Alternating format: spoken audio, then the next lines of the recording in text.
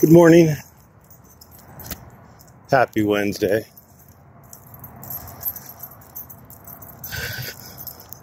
I was sent a link to the CNN has actually posted their complaint for Acosta. And it's actually pretty interesting for me. It may not be interesting for you, but we'll see. It's alleging 3 causes of action. First Amendment is the first one,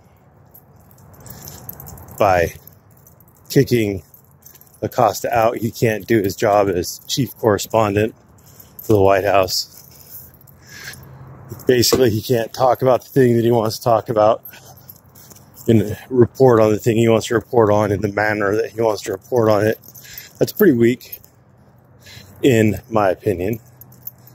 It's a pretty weak cause of action. The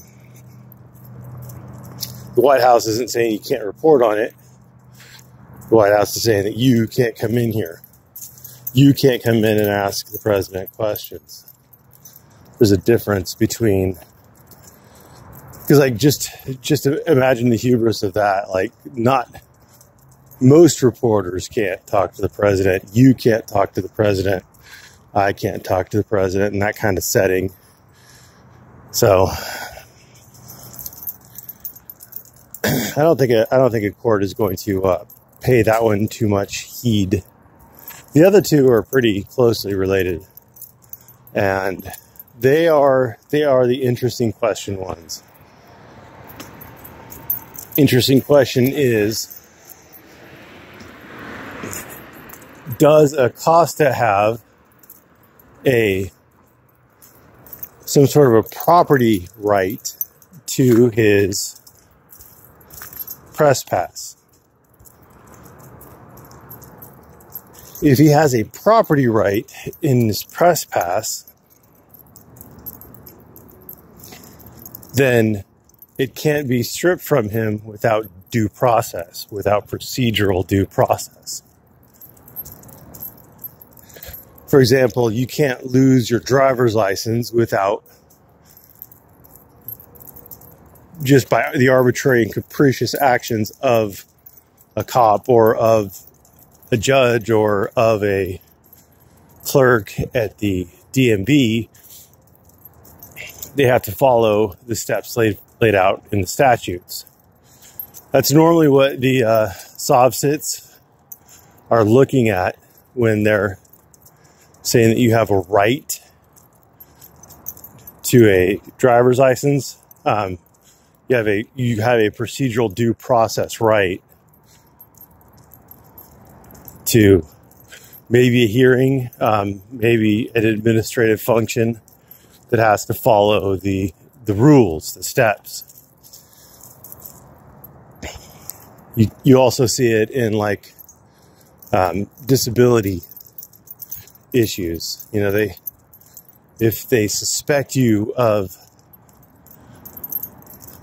faking your disability, they can't just strip your disability payments from you. They have to give you a hearing or follow whatever administrative channels are required. They have to follow the process, the procedures.